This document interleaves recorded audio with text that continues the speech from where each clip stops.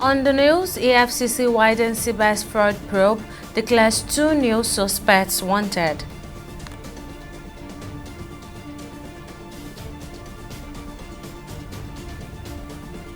DSS denies move to arrest Patitomi over shadow government proposal.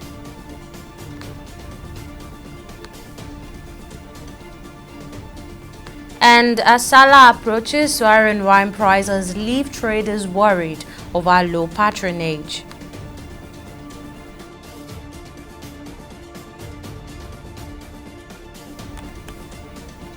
Many thanks for joining us on the news on TV360 Nigeria. I'm Tamilore Akinkolie.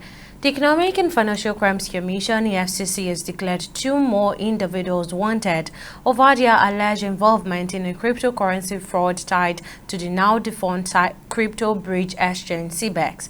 In a notice released on Wednesday, the EFCC named Folashade Odelano and Bamidele Ayodele Abiodun as suspects in the scheme, which reportedly caused significant financial losses to investors. Their last known address is listed as number 17 Oremeta Street, Allen, Ikeja, Lagos. Now, the Commission has urged members of the public with any useful information about the suspect whereabouts to report to the nearest EFCC office across the zonal commands or contact the agency through its official email, helplines, or by notifying all the security agencies. This latest action raises the number of individuals declared wanted in connection with the CBEX fraud to 12 as the EFCC intensifies its crackdown on online financial crimes and fraudulent digital investment schemes. And the Department of State Service DSS has clarified that it is not seeking to arrest Patitomi or any member of his group over their proposal to establish a shadow government. The agency's lead counsel Akinlolu Kende made this known after filing a fresh application before the Federal High Court in Abuja. Kende explained that the DSS has chosen a legal route to challenge the initiative, asking the court to interpret the constitutionality of forming such a government.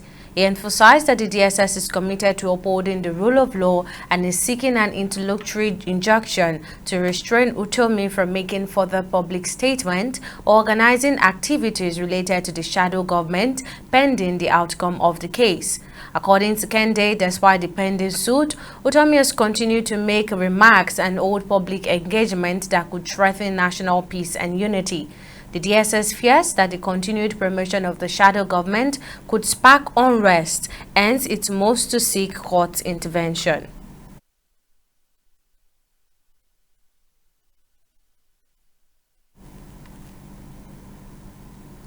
Now, as Muslims across Nigeria prepare to celebrate Eid-el-Kabir, many are grappling with the harsh reality of skyrocketing prices for rams and essential food items. In Lagos, the situation places pressure on budget, dampening the festive spirit of many Muslim faithfuls.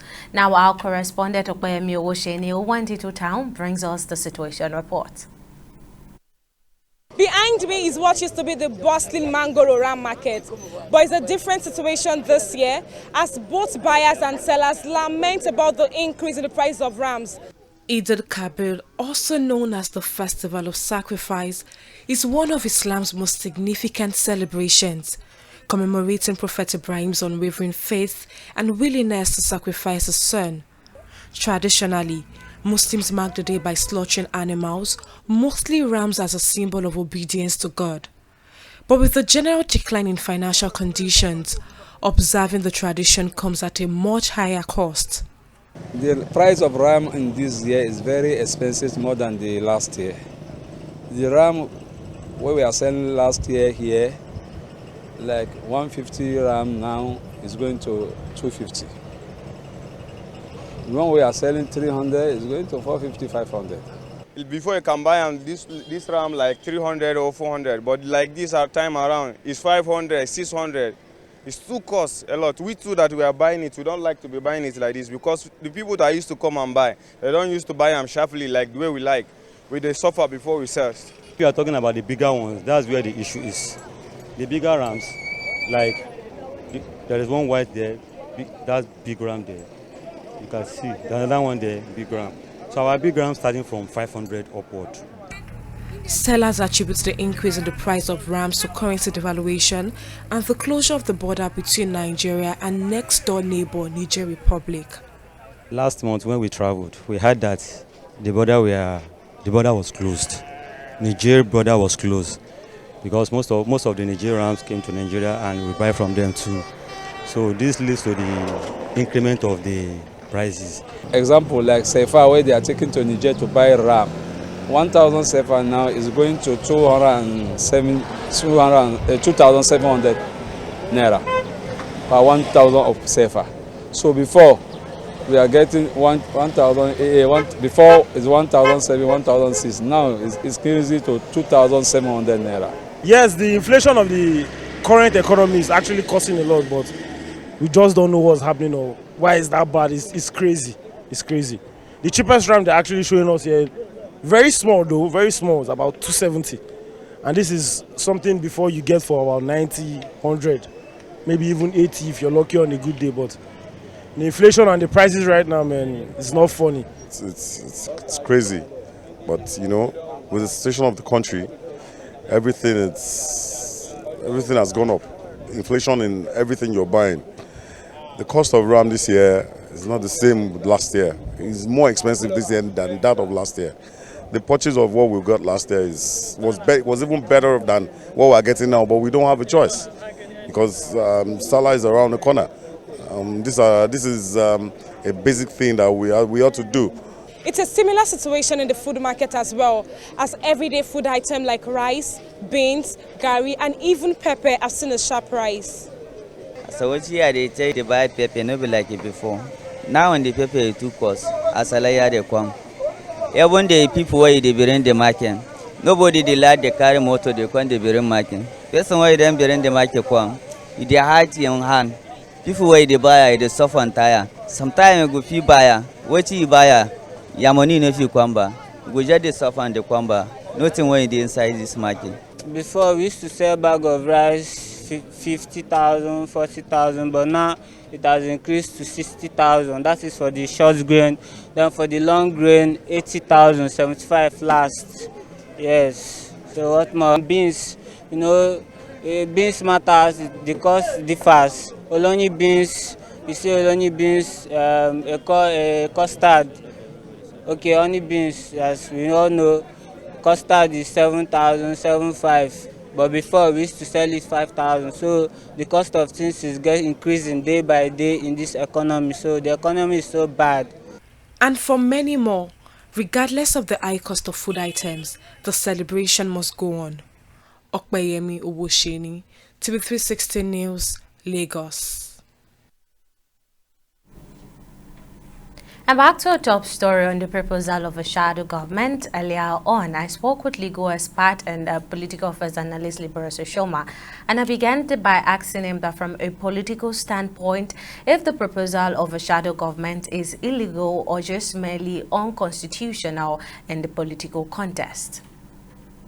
First and foremost, it depends on how you look at it. If you look at it from the concept of an NGO, because certainly I think that is what Pat Utomi wants to do. If you look at it from the concept of an NGO, certainly you can say, yes, it is okay, an NGO that actually monitors what the government is doing and then how it can be done better.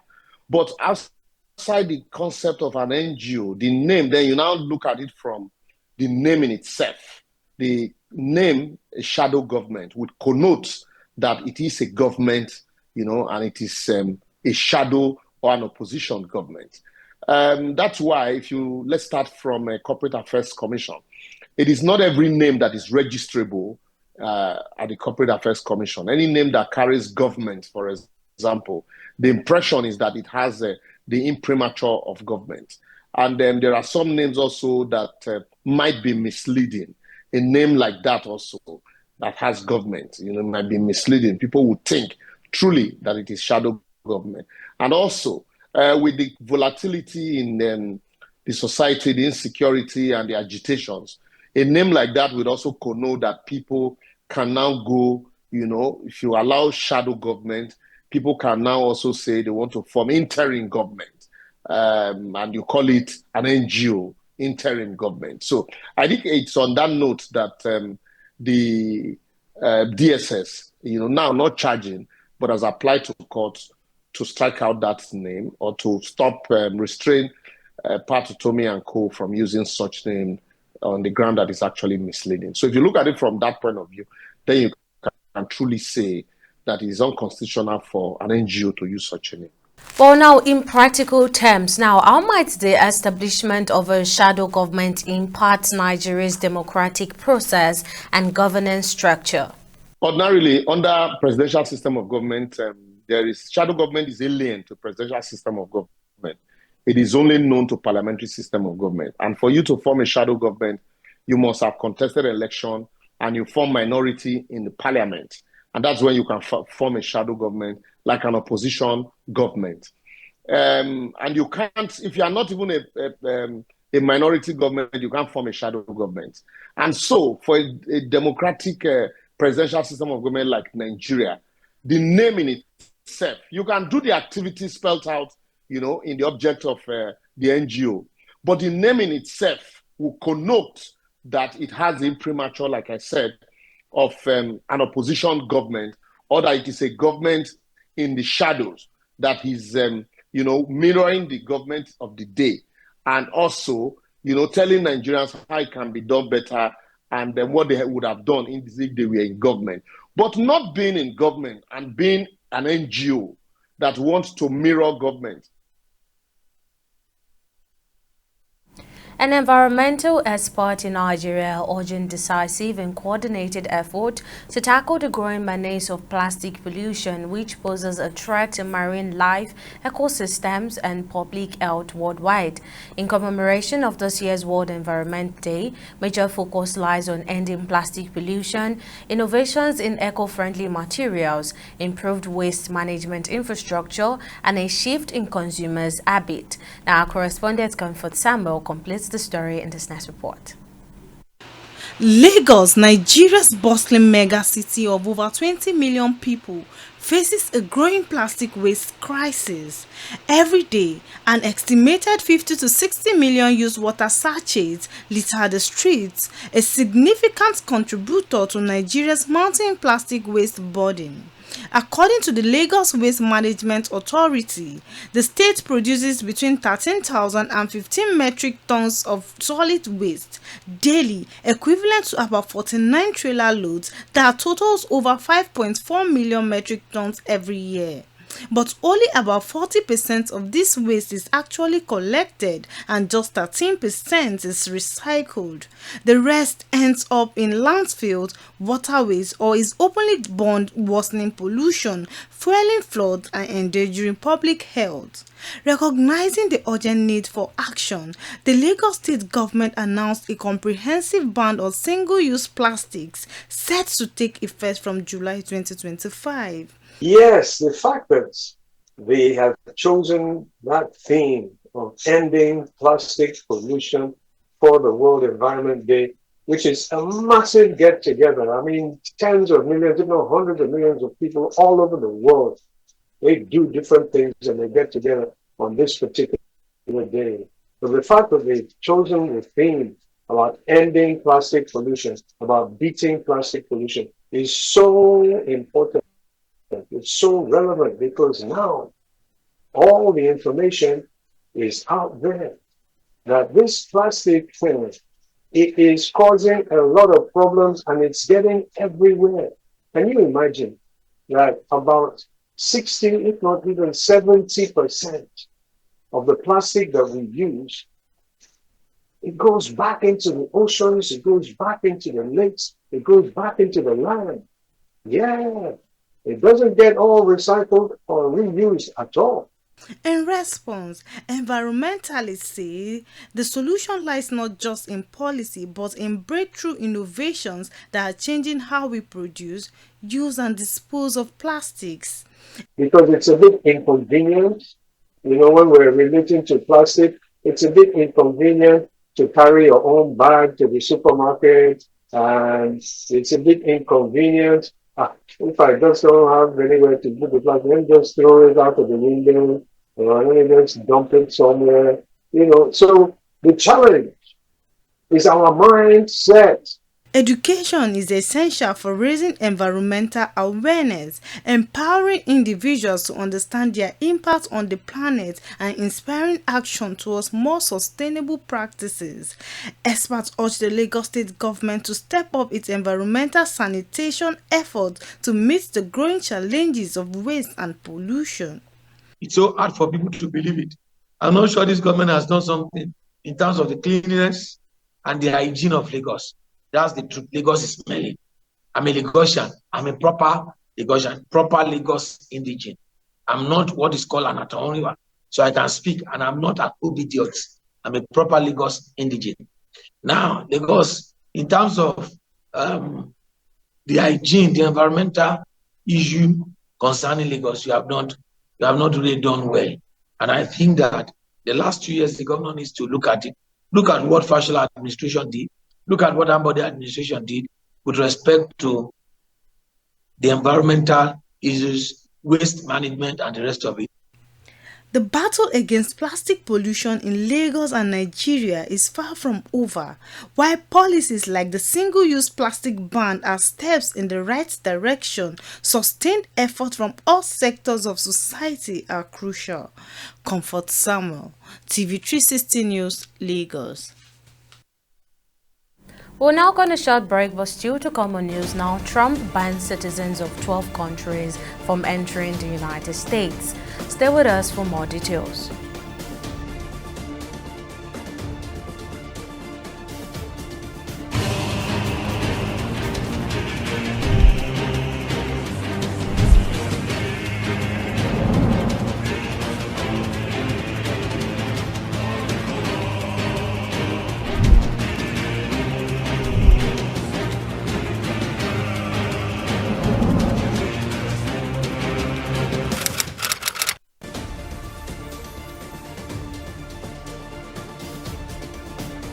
Welcome back. Now let's give you a quick recap of some of our top stories.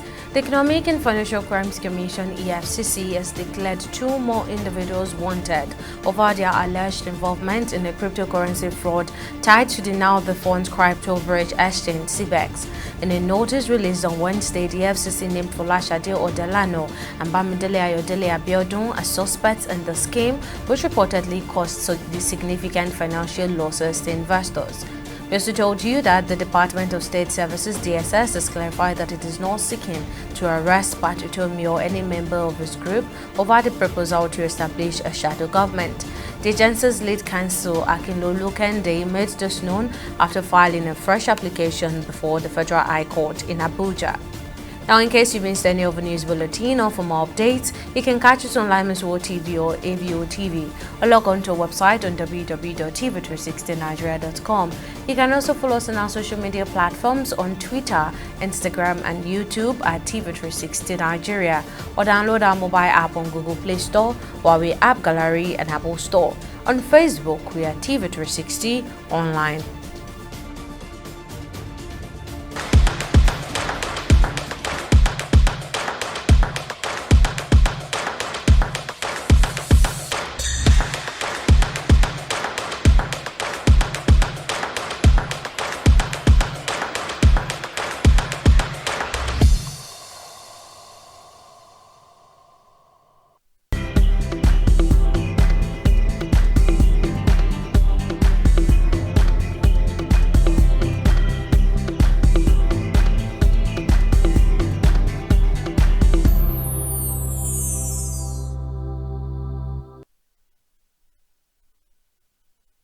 It's now time for business news, and Victoria Akonde has the latest. What's the latest, Victoria? Thank you very much, Tamilore. Welcome to Business News Now.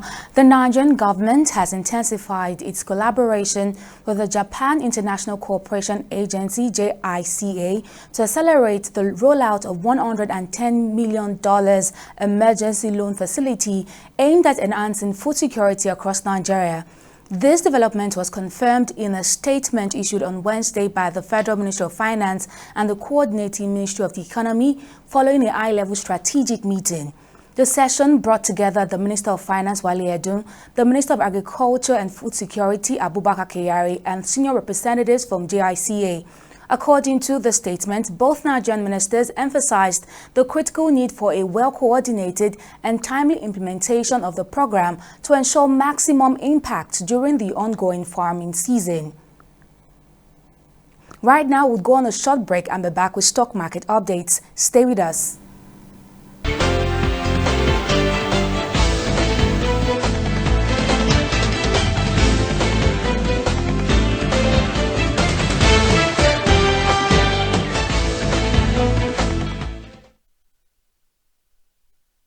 Welcome back. It's the fourth trading day of the week and the Nigerian equities market closed on a positive note, recording a 1.63% gain. Now, the market capitalization stands at an impressive 72.3 trillion naira. In total, 127 equities listed on the Nigerian exchange participated in today's trading, with 40 gainers and 22 losers. Leading the gainers chart was Nigerian Exchange Group, which saw a 10% surge in its share price to close at 39 naira 60 kobo per share, and was followed closely by Champion Breweries. Now, trading activity was robust, with over 1 billion shares exchanged in 16,407 deals, amounting to a market value exceeding 32 billion naira. Now, when this is compared with the previous trading day, which is Wednesday, this marks a 114% increase in volume, a 104 rise in turnover, and a 20% uptick in the number of deals. On the international scene, investor sentiment was mixed as Wall Street reacted to U.S.-China trade talks and weak economic data ahead of Friday's key jobs report. Despite the uncertainty, the U.S. Dow Jones and UK's FTSE closed in positive territory, while Japan's Nikkei ended the day in the negative territory. Now, in the currency space, exchange rates remain volatile. As of today, the US dollar is trading at 1,565 naira on the black market, the British pound at 2,015 naira, and the euro at 1,670 naira. That's it on both business and stock market updates. Back to you, Tammy, for the rest of the news. Thank you, Victoria. Now on the global scene. U.S. President Donald Trump has signed a proclamation barring citizens from 12 countries from entering the United States, citing the need to safeguard national security and prevent the entry of foreign terrorists and other potential threats.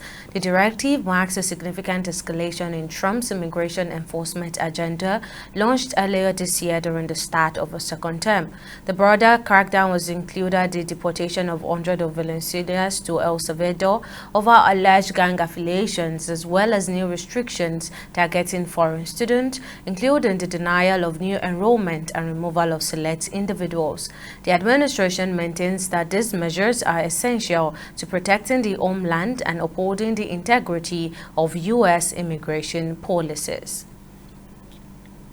And the United Nations Secretary General Antonio Guterres has called for a unified global front against plastic pollution. In a message marking World Environment Day, celebrated annually on June the 5th, Guterres warned that plastic pollution is choking the planet, endangering ecosystem, harming human health, and accelerating climate change. He called for urgent collective action to curb plastic waste and protect the environment for future generations. This World Environment Day focuses on solutions to beat plastic pollution, and rightly so. Plastic pollution is choking our planet, harming ecosystems, well-being and the climate. Plastic waste clogs rivers, pollutes the ocean and endangers wildlife. And it breaks down into smaller and smaller parts. It infiltrates every corner of Earth, from the top of Mount Everest to the depths of the ocean, from human brains to human breast milk. Yet there is a movement for urgent change. We are seeing mounting public engagement, steps towards reusability and greater accountability, and policies to reduce single-use plastics and improve waste management. But we must go further, faster. In 2 months, countries will come together to hammer out a new global treaty to end plastic pollution. We need an ambitious, credible and just agreement this year, one that covers the life cycle of plastic through the perspective of circular economies, that responds to the needs of communities, that aligns with broader environmental goals, the Sustainable Development Goals and beyond, and that is implemented fast and in full. I urge negotiators to return to talks in August, determined to build a common path through their differences and deliver the treaty our world needs. Together, let's end the scourge of plastic pollution and build a better future for us all. And up next is Entertainment Report on News Now.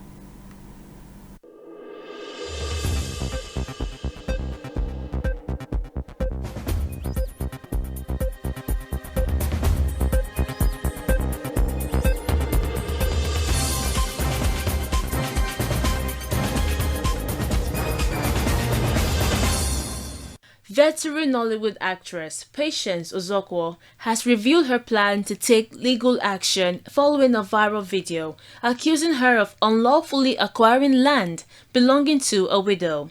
The widow, Ngozi Okonkwo Ike, and her daughter Ebere Okonkwo Ike from Enugu State granted multiple interviews and several videos went viral. The widow claimed that her father's relative, whom her mother begged to help them look after the land, sold the land to the actress.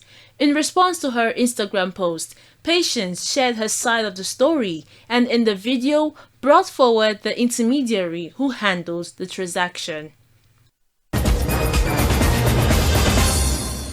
Hollywood's grip on Nigerian cinemas has just tightened thanks to the record-smashing success of Sinners, a gripping psychological thriller from acclaimed director Ryan Coogler.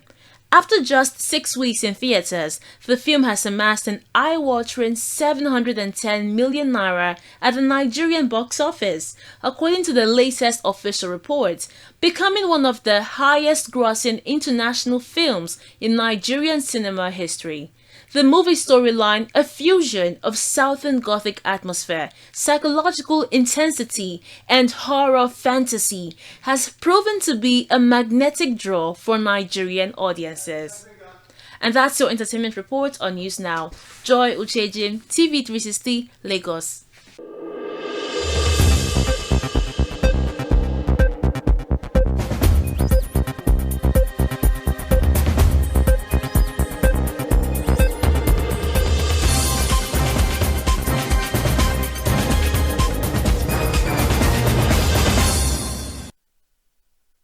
And finally on sport, Nigeria's under-17 female football team, the Flamingos, has been drawn in a tough group with France, Canada and Samoa for the FIFA Under-17 Women's World Cup, which will begin later this year in Morocco.